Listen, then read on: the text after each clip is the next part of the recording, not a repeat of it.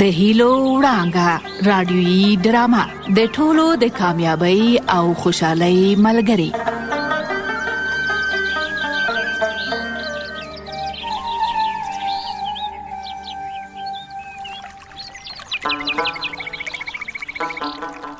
دوستانو سلامونه او نیکی هیله.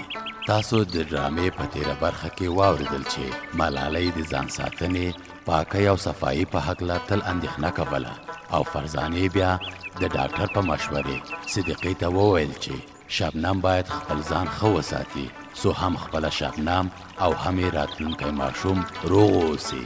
ځکه خو وایم چې انساني اړیکې د قلف په شانې وي، که یو قلف په کلي خلاص شي نو قلف او کلي نه خرابېږي او د تل لپاره ترې ګټه اخیستل کېدای شي، خو که قلف مات شي نو د بل ځل لپاره ترې ګټه نشي اخیستل کېدای. راځئ واورو چې د ډرامې په دې برخه کې څه پیښیږي. بیا دغسې دا ټولې دانې وخورئ. بیا چې ښې راته مړې شي، چې بیا پورته هوا ته جګې شئ او خیالي ته په هوا کې وزرې ورپوئ. خیالي لالا کوتر ته دانې اچوي. اوهو شمسه وروره، ته ولې راپاڅېدلی؟ خو ارام وکړه، مریض یې که نه؟ اوس ښه شوی یم. ښه شکر چې ښه شوی. ته راځه دلته کښېنه چې کوترې مړې کړم، بیا به یې والوځو، ساعت به مو هم تېر شي. کینه منه، همداسې سیل کوم. ښه نو زما کوترې دې خوښې شوې؟ هو ډېرې ښکلې دي. ښه، کومه یوه کوتره دې ډېره خوښه شوه؟ ټولې ښکلې دي، دا برګ وزرې هم ډېره ښکلې ده. ښه، ته صبر چې اوس یې والوځو چې برګ وزرې کوتره څومره هوا ته جګېږي او دا نورې څومره جګېږي. ښه ده وایلځوه. دغسې پورته هوا ته جګې شئ، دغسې.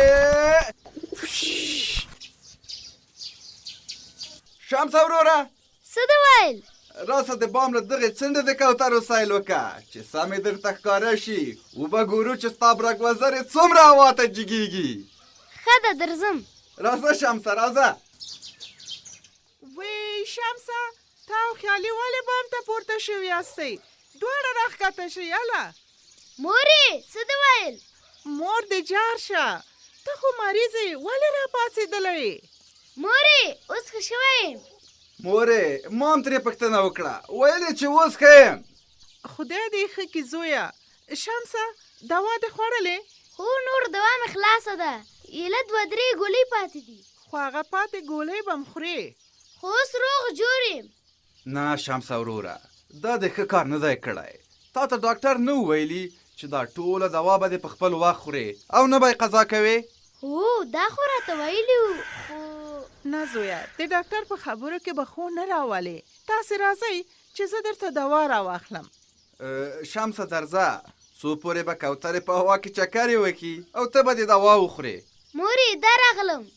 راځه شمسه، هغلته به په هغه صوفه باندې کښېنو او ګوره پام کوه چې ونه لوېږې، تر هغه به مې مور دوا هم درته راواخلي. راځه احتیاط کوه. ښه سمه ده. خیالي لالا ته هم دلته کښېنه. سمه ده، ودرېږه. مورې څه شوې؟ درځم زویه، دوا مې راواخیسته، ته صبر چې اوبه م در راوړم. دوا راوړه، اوبه به زه راواخلم. نه زویه، دا د اوبه مې م در وړې. شمسه وروره چې بیا ګوره داسې ونه کې، دا دوا چې ډاکټر درکړې دا به ټوله خورې.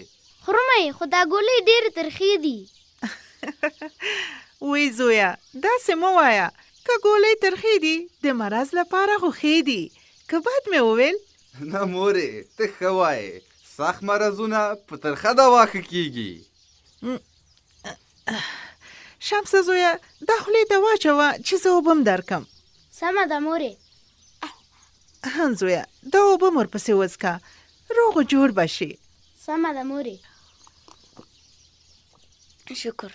ګوره شمسه زویه چې بیا د دوا قضا نه کې، که روغ شویم یې دا دوا چې ډاکټر درکړې ده دا به ټوله خورې، که نه بیا به مرض در باندې راوګرځي.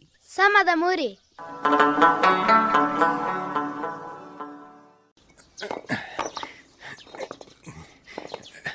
امیده دا غذای خو مو په تیږو په نښه که. اوس به یې خوا د نوي سړک لپاره د نښې تیږې ږدو که څنګه سنګینه بیخي مې خوښه ده ته یې د نوي سړک دا یوه خوا په نښه که زه به یې دا بله خوا په نښه کم امیده همداسې به دا ځای ته یو ځای په نښه کړو چې بیا کلیوالو ته د سړک جوړېدلو نقشه معلومه وي سنګینه چې کلیوال په خلاص ملا ورته وتړي د سړکونو کار به ډېر ژر خلاص شي بالکل همداسې ده امید جانه چې اتفاق او له کار سره مینه وي بیا خو د چا خبره په تور کمر کې هم لارې تیریږي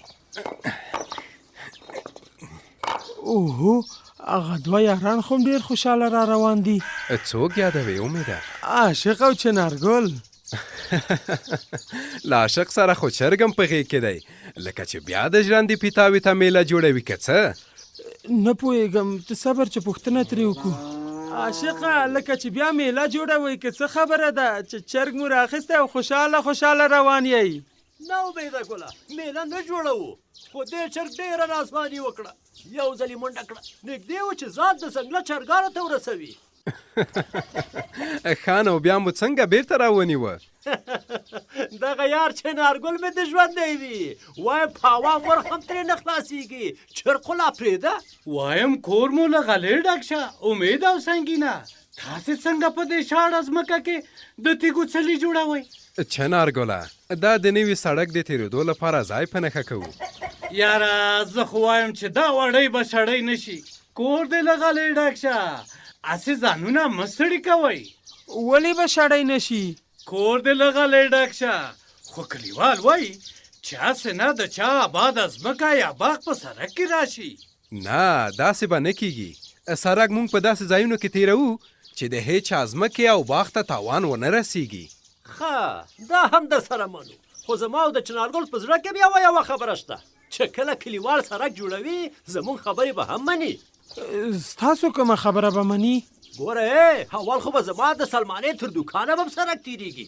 او دویم به په خپله چنارګل درته ووایي چې څه شرط لري وایم کور دې له غلې ډک شه زما شرط بیا دا دی چې زما تر ژرندې به هم سړک را تېرېږي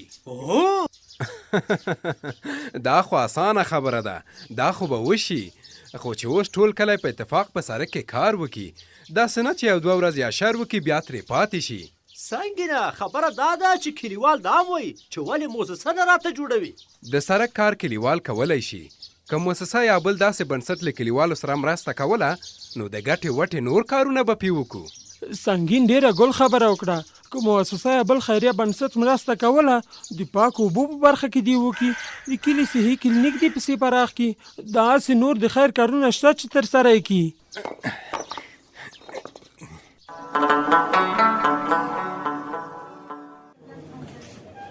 فرزانې ترورې دا ما ته چا راغږ که ما در غږ که ملالۍ څه دې ویل د مور او ورېندارې پوښتنه مې درنه کوله هغوی مې ډاکټرې ته ورسولې زه بیا نورو ناروغانو ته راغلم نو ډاکټرې به څه ورته ویلې وي ته اندېښنه مه کوه ورېنداره دې ناروغه نه ده اوس به راشي ښه شکر چې ناروغي یې سخته نه ده نه بې غمه اوسه هېڅ ناروغه نه ده نو بیا یې ولې قی کوو خیر دی لږه کمزورې وه لکه چې ورنداره دې در باندې ډېره ګرانه ده هو خود را باندې ګرانه ده آفرین دې وي په تا ملالۍ ته ډېره مهربانه نجلۍ تا ویل چې شبنم لږه کمزورې ده نو ولې کمزورې ده له کمزوري به جوړه شي هغه دي موډي او شبنم دواړه راغلل شبنم رندارې څنګه یې ښه یم ملالۍ ګلې صدیقې ترورې له ډاکټر سره مو وکتل هو کور دې ودان فرزانې که ته نه وای موږ به ډېرې سرګردانې وو ډاکټر څه ویل چې د شبنم قید څه په وجه دی هماغه ستا خبره وه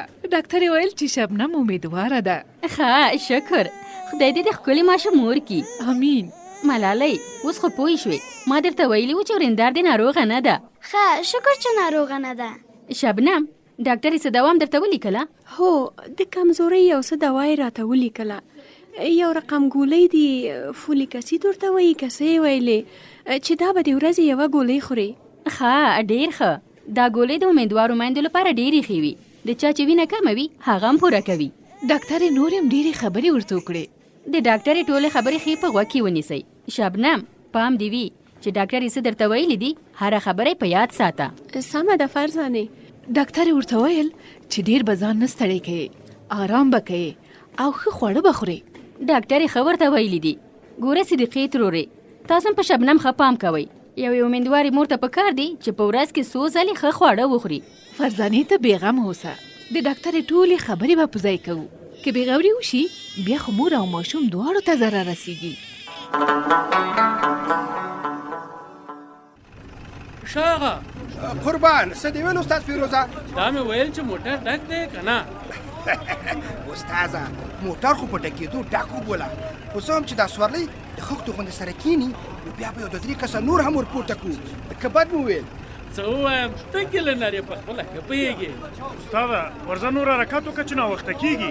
ما ته مصیبته، یو خو ته ډېر ورخطا بنادم یې، پرېږده چې موټر ښه ډک شي. خوشه هغه موټر خو ډک دی، دومره هېر شي ورک کې چې د یو 2 تنو کرایې لپاره ټوله سورلۍ په عذاب دی. سورلۍ نه په عذابوم، هغه یو کلیوال نه دی راغلی، لږ صبر به ورته وکړو چې هغه هم راشي. اوبال دی چې داسې ده بیا به موټر ګل کړه. استاد فیروزه له کلینر نه تر ډېر په پیسو مین یې. د پیسو خبره نه ده، کلیوالي ده، بیا به ګیله کوي. څوک نه دی راغلی چې ټوله سورلۍ په عذاب کړې ده. هغه څه ورته وایي، هغه ګلې چې د نوم په سر کې دی. رایاد سول، غونچه ګل درته یادوم، غونچه ګل هغه دی را روان دی. شاغه غږ پې وکړه چې رامنډه کړي. غونچه ګوله غونچه ګوله رامنډه کړه، ټول خلک شور کوي. شاغه دا دې درغلم، لږ صبر. شاباس چې سودا غوټه دی، پاس د موټر سر ته ورغورځو او ته موټر ته راوخېږه. دا څه وایي شاغه؟ لیونی شوی خو به نه یي. نه ولې به لیونی؟ چې لیونی وای دومره هوښیار کلینر به وم. چې هوښیار کلینر یې د سودا غوټه څنګه د موټر چاته ور وغورځوم؟ مقصد مې دا و چې هلته پاس به بیا زه وتړم. نه ولې به یې تړې؟ بنګړي پکې دي، د ماشومانو ګوډېګانې پکې دي، دا ټول خو به ماته ګوډ شي که نه؟ چې ماتېږي نو ماتېږي به، په ما یې څه؟ دا نو خبره شوه چې په ما یې څه؟ نو هغه د چا خبره په یارۍ کې خو بنګړي ماتېږي نو. نه زه غریب سړی یم، زه داسې یاري نه کوم چې بنګړي دې پکې مات شي. هلکه شاغه ډېرې ببولالې مه سره وایې. مقصد یو کار وکړه چې د غونچه ګل د سودا غوټه پکې ځای شي. استاده خو دلته دننه په موټر کې بیا خوشې ځای نیسي. زه وایم که په لار کې کومه سورلۍ نیمه پیدا شوه هغه به هم راوخېجو. هلکه شاغه په موټر کې دا سورلۍ په عذاب ده، ته لا د لارې سورلۍ ته هم غلې. وغونچه ګله څه وایې احمد خانه؟ ډېرې کړې مه کوه، سودا له غوټې سره راخېږه موټر ته، هله بیړه وکړه. اوهو بله غوټه مې څه شوه؟ دلته مې په څوکۍ ایښې وه، څه شوه؟ واشه غوټه مې څه شوه؟ نو څه خبرې چې څه شوه؟ هله چې سودا مې ورکه شوه، تاسو خو نه ده اخیستې، هله غوټه مې ورکه ده.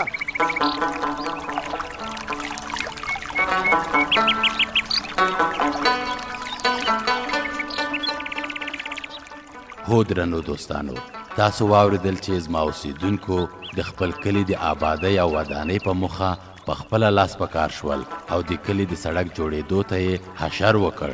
نو زما غوښتنه له تاسو نه دا ده چې د خپل کلي کور د آبادۍ او پرمختګ لپاره په خپله نستوڼې رابډ وهئ او لاس په کار شئ. په دې تمه مه اوسئ چې نور دې راشي او ستاسو کلی کور دې ودان کړي. الله تعالی هم د هغه قام یا خلکو حالت تر هغې نه بدلوي څو چې هغوی خپل حالت بدل نه کړي. الله تعالی روانې کښتۍ ته هدایت کوي، نه ولاړې ته.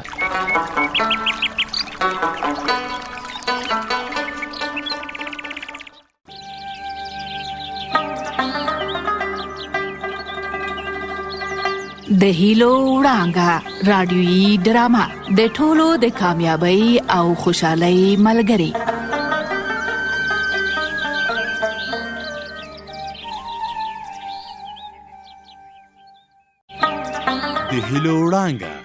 د هیلو وړانګه ستاسو د ژوند تمثیلونکې راډیویي ډرامه ده چې د ژوند په خوږو او ترخو کې به در سره ملګرې وي. په سختیو کې به تاسو ته حوصله درکوي او تاسې به تل خوښ ساتي.